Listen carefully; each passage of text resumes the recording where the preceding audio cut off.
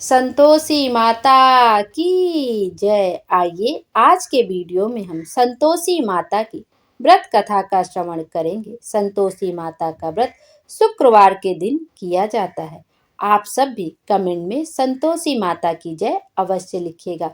संतोषी माता की व्रत कहते व सुनते समय हाथ में गुड़ व भुने हुए चने रखने चाहिए। सुनने वाले को संतोषी माता की जय, संतोषी माता की जय ऐसे मुख से बोलते जाना चाहिए या अपने मन में मनन करते रहना चाहिए। जब कथा समाप्त हो जाए तो हाथ का गुड़ चना गौ माता को खिला दे। कलश में रखा हुआ गुड़ चना सबको प्रसाद के रूप में बांट दे। कथा से पहले कलश को जल से भरे, उसके ऊपर चने से भरा कटोरा रखें और उसमें गुड़ भी रखें। कथा समाप्त होने पर और आरती होने के बाद कलश के जल को घर में सब जगह छिड़के और बचा हुआ जल तुलसी की क्यारी में डाल देवें। आइए अब व्रत कथा को सुनते हैं और आप भी अपने हाथ में थोड़ा सा गुड़ और भुना हुआ चना जरूर रखें और हुंकारा जरूर भरें। मन में संतोषी माता की जय, संतोषी माता की जय कहते जाएं और जैसे जैसे कथा सुने साथ में हुंकारा ऐसे भरते रहिए। अब कथा सुनते हैं। एक बुढ़िया थी, उसके 7 पुत्र थे। 6 कमाने वाले थे, एक निकम्मा था। बुढ़िया माँ 6 पुत्रों की रसोई बनाती, भोजन कराती और पीछे से जो कुछ बचता तो 7वें को दे देती थी।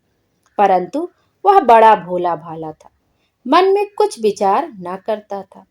एक दिन अपनी बहू से बोला, देखो मेरी माता का मुझ पर कितना प्रेम है। वह सबको खिलाती हैं और फिर प्यार से मुझे खिलाती हैं।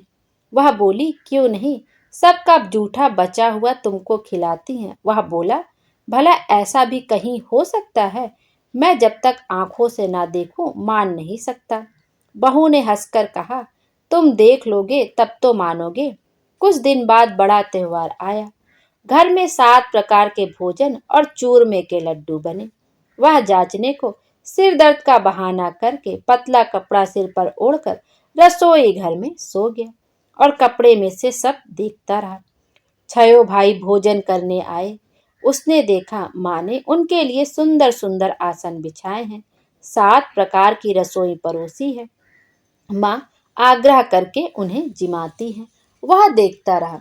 6 भाई भोजन करके उठे, तब माता ने उनकी जूठी थालियों में से लड्डुओं के टुकड़ों को उठाया और एक लड्डू बनाया।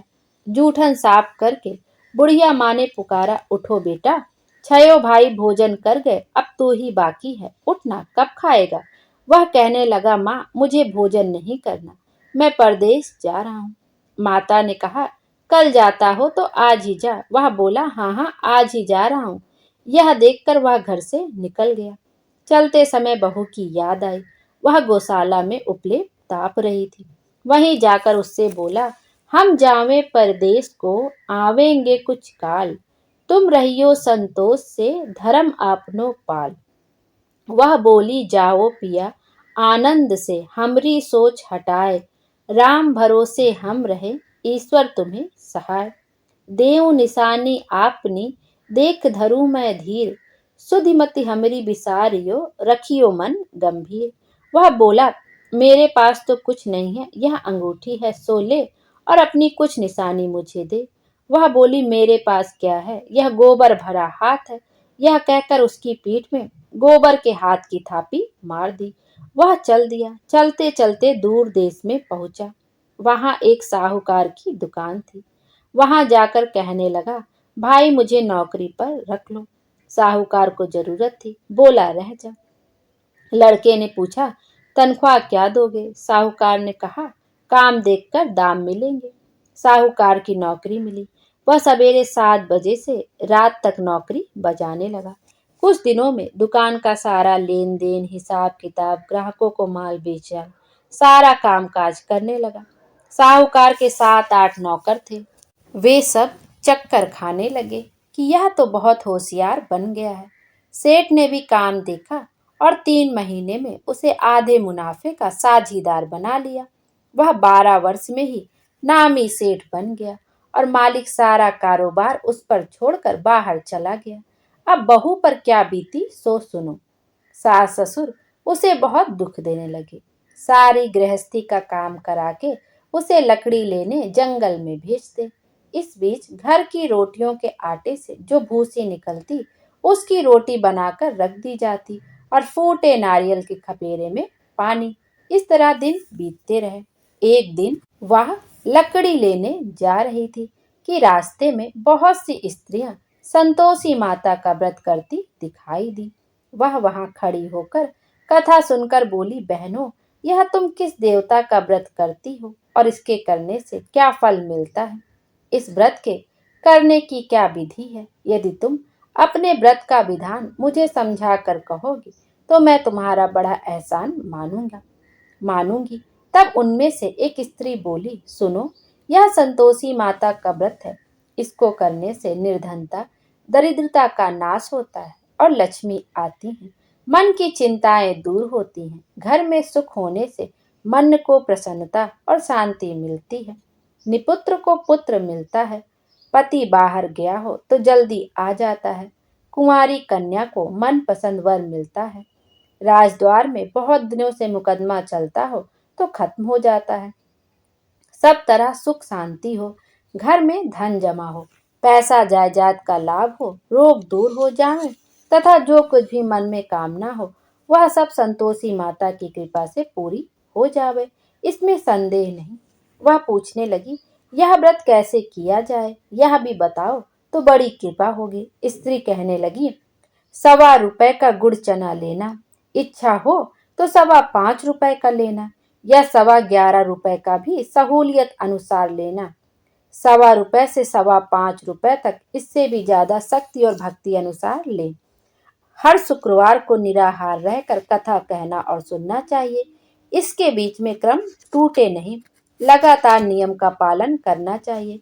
सुनने वाला कोई न मिले तो घी का दीपक जला उसके आगे जल के पात्र को रख के कथा कहना, परंतु नियम न टूटे।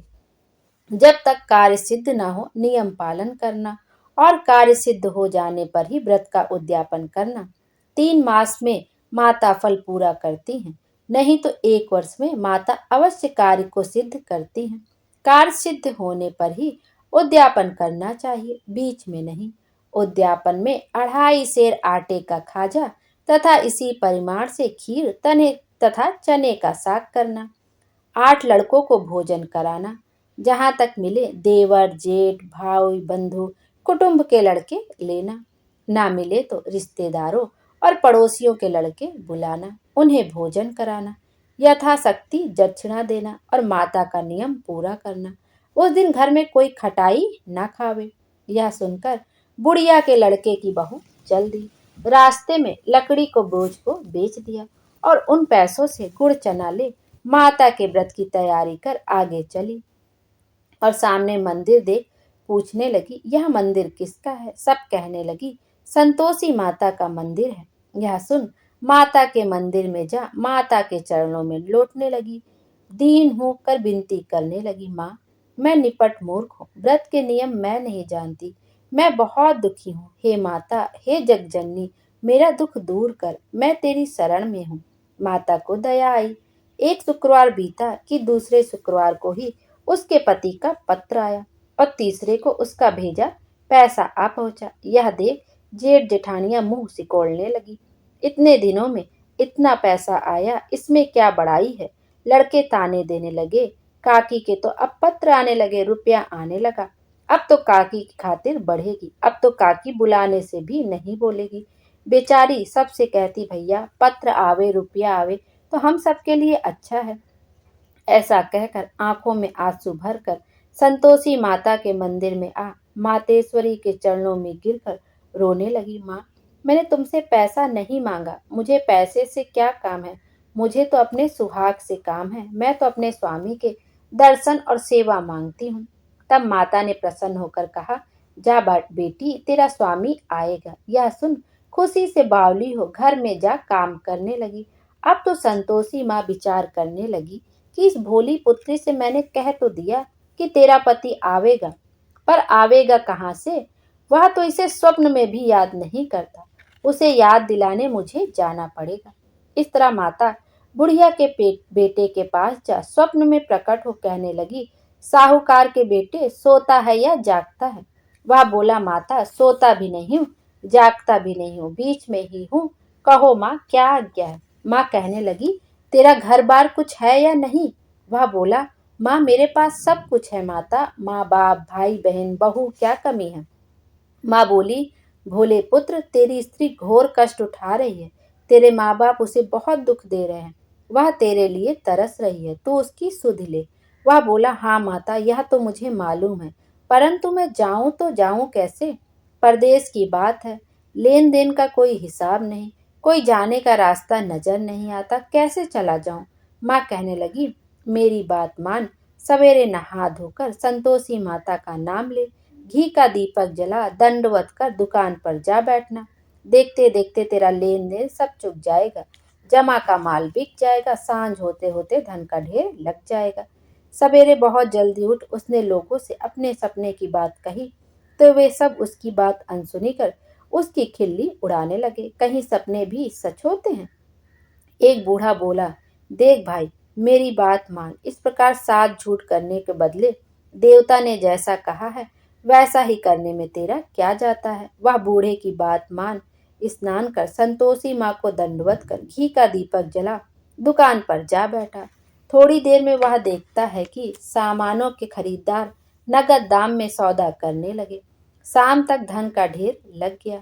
माता का चमत्कार देख प्रसन्न हो मन में माता का नाम ले घर ले जाने के वास्ते गहना कपड़ा खरीदने लगा और वहां के काम से निपट वह घर को रवाना हुआ। वहां बहू बेचारी जंगल में लकड़ी लेने जाती है, लौटते वक्त माँ के मंदिर पर विश्राम करती है। वह तो उसका रोज का रुकने का स्थान था। दूर से धूल उड़ती देख वह माता से पूछती है, हे माता, यह धूल कैसी उड़ रही है? माँ कहती, हे पुत्री, तेरा पति आ रहा है। अब तू ऐसा कर, लकड़ियों के 3 बोझ बना ले, एक नदी किनारे रख, दूसरा मेरे मंदिर पर और तीसरा अपने सिर पर रख। तेरे पति को लकड़ी का गट्ठर देख मोह पैदा होगा, वह वहां रुकेगा, नाश्ता पानी बनाकर माँ से मिलने जाएगा।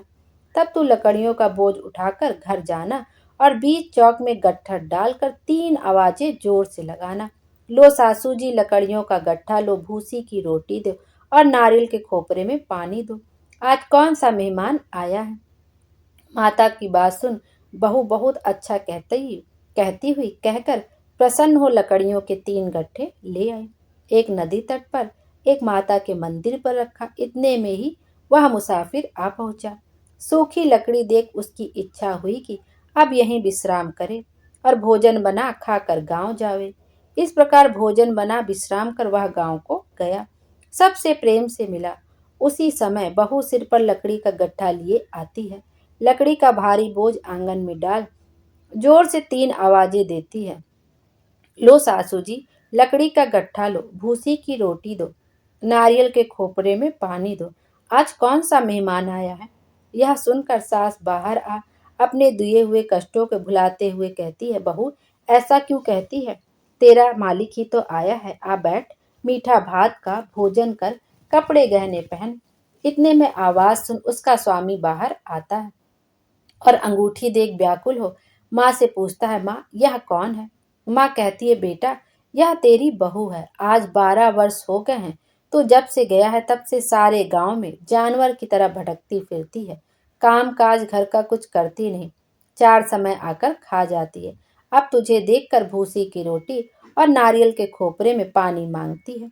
वह लज्जित हो बोला, ठीक है माँ, मैंने इसे भी देखा है और तुम्हें भी देखा है, अब मुझे दूसरे घर की ताली दो तो मैं उसमें रहूं।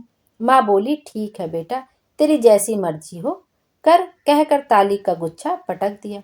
उसने ताली ले दूसरे कमरे में जो तीसरी मंजिल के ऊपर था खोलकर सारा सामान जमाया। एक ही दिन में वहां राजा के महल जैसा ठाठ बाट बन गया। अब क्या था, वे दोनों सुखपूर्वक रहने लगे। इतने में अगला शुक्रवार आया। बहू ने अपने पति से कहा कि मुझे संतोषी माता के व्रत का उद्यापन करना है। पति बोला, बहुत अच्छा, खुशी से करो। वह तुरंत ही उद्यापन की तैयारी करने लगी। जेठ के लड़कों को भोजन के लिए कहने लगी। उन्होंने मंजूर किया, परंतु पीछे जेठानी अपने बच्चों को सिखलाती है, देखो रे, भोजन के समय सब लोग खटाई मांगना, जिससे उसका उद्यापन पूरा ना हो। लड़के जीमने आए, खीर पेट भर कर खाई, परंतु याद आते ही कहने लगे, हमें कुछ खटाई दो, खीर खाना हमें भाता नहीं, देखकर आरुचि होती है। बहू कहने लगी, खटाई किसी को नहीं दी जाएगी, यह तो संतोषी माता का प्रसाद है। लड़के तुरंत उठ खड़े हुए, बोले, पैसा लाओ। भोली बहू कुछ जानती नहीं थी, सो उन्हें पैसे दे दिए। लड़के उसी समय जा करके इमली लाकर खाने लगे। यह देखकर बहू पर संतोषी माता ने कोप किया। राजा के दूत उसके पति को पकड़कर ले गए।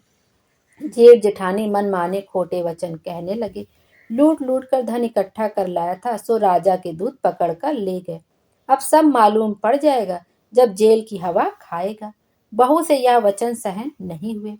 रोती रोती माता के मंदिर में गई। हे माता, तुमने यह क्या किया? हंसाकर अब क्यों रुलाने लगी? माता बोली, पुत्री, तूने उद्यापन करके मेरा व्रत भंग किया है, इतनी जल्दी सब बातें भुला दी। वह कहने लगी, माता, भूली तो नहीं हूँ, ना कुछ अपराध किया है, मुझे तो लड़कों ने भूल में डाल दिया, मैंने भूल से उन्हें पैसे दे दिए, मुझे क्षमा कर दो माँ। माँ बोली, ऐसी भी कहीं भूल होती है? वह बोली, माँ, मुझे माफ कर दो, मैं फिर तुम्हारा उद्यापन करूंगी। माँ बोली, अब भूल मत करना। वह बोली, अब ना होगी माँ, अब बतलाओ वह कैसे आवेंगे? माँ बोली, जा पुत्री, तेरा पति तुझे रास्ते में ही आता मिलेगा। वह घर को चली। राह में पति आता हुआ मिला। उसने पूछा, तुम कहाँ गए थे? तब वह कहने लगा, इतना धन कमाया है, उसका टैक्स राजा ने मांगा था, वह भरने गया था। वह प्रसन्न हो बोली, भला हुआ, अब घर चलो। कुछ दिन बाद फिर शुक्रवार आया। वह बोली, मुझे माता का उद्यापन करना है। पति ने कहा, करो।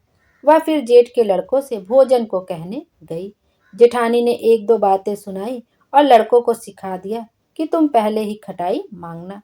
लड़के कहने लगे, हमें खीर खाना नहीं भाता, जी बिगड़ता है, कुछ खटाई खाने को दो। वह बोली, खटाई खाने को नहीं मिलेगी, आना हो तो आओ। वह ब्राह्मणों के लड़कों को लाकर भोजन कराने लगी। यथाशक्ति दक्षिणा की जगह एक एक फल उन्हें दे दिया। इससे संतोषी माता प्रसन्न हुई। माता की कृपा होते ही 9वें मास उसको चंद्रमा के समान सुंदर पुत्र प्राप्त हुआ।